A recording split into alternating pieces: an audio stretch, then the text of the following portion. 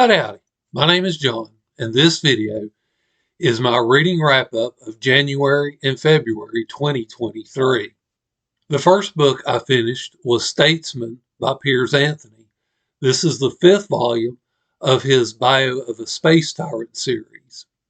I did enjoy reading this book. I gave it 4 stars. This serves as a satisfying conclusion to Hope Hubris's point of view.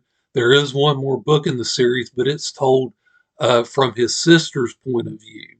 This book looks at Hope's final years and his efforts for a joint planetary effort to begin to explore the rest of the galaxy.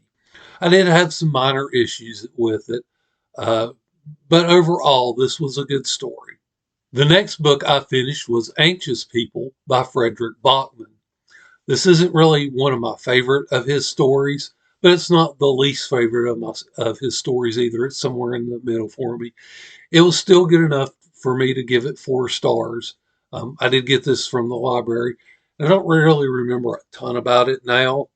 If you enjoy Backman's writing, this is pretty much along the same vein of the other books of his that I've read. So if you've read one and enjoyed it, I think you'll read this one and enjoy it as well.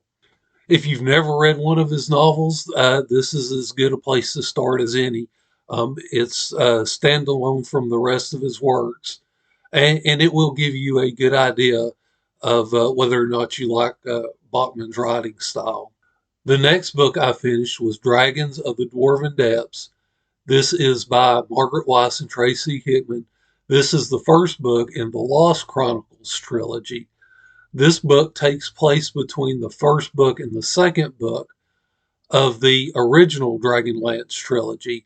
You can tell this is a pretty thick book, and there's a lot that got left out. In fact, this book could have even been bigger than it is.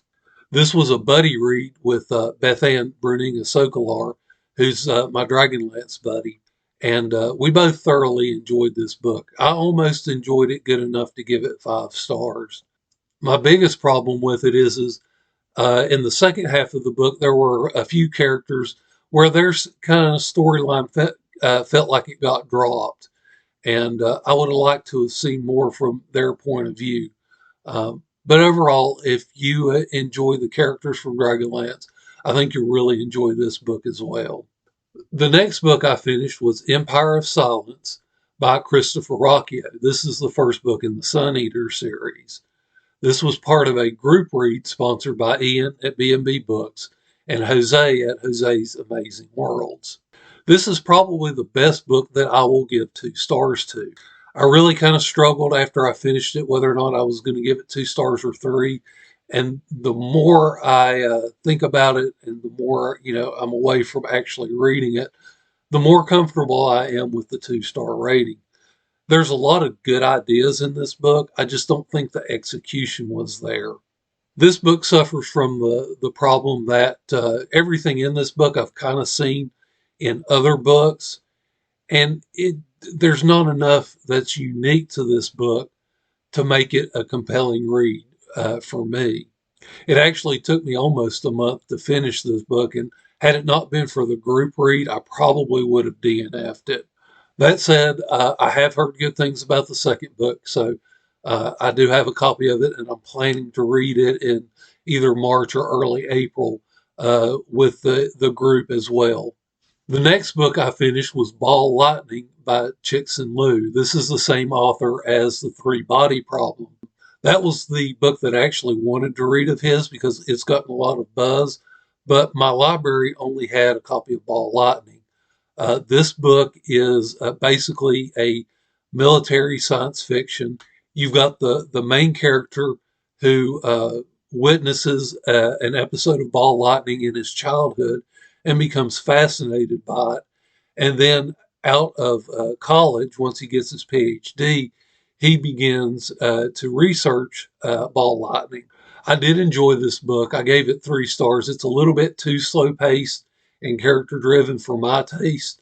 But if a character driven plot or a military plot is up your alley, then this is a book worth checking out. The next book I finished was Fairy Tale by Stephen King. Again, this was another library book. I've heard a lot of mixed things about Fairy Tale, and I can certainly understand why.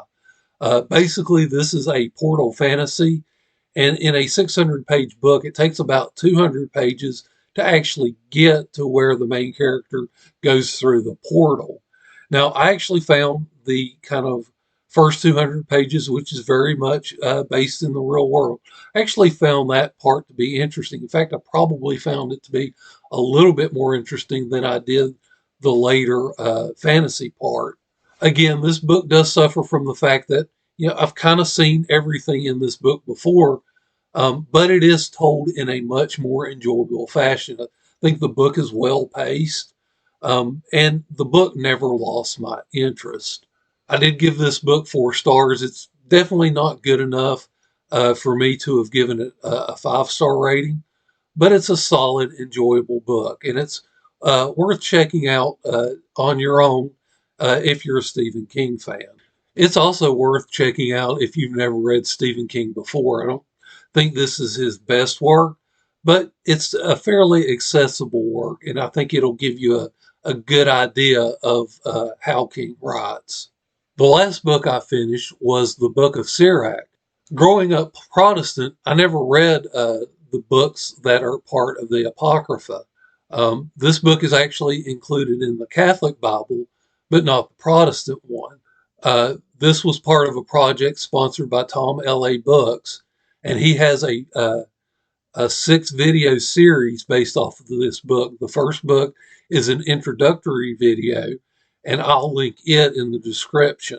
I did find most of this book to be kind of familiar territory. I mean, it covers a lot of the same themes as that is found in the Protestant Bible, but there's also some parts that definitely are probably unique to this book and worth reading in their own right.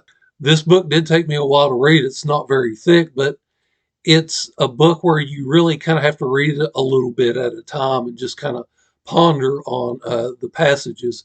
And since it's basically a collection of aphorisms, it's not really like a story that you can quickly read. Still, I did really enjoy reading this.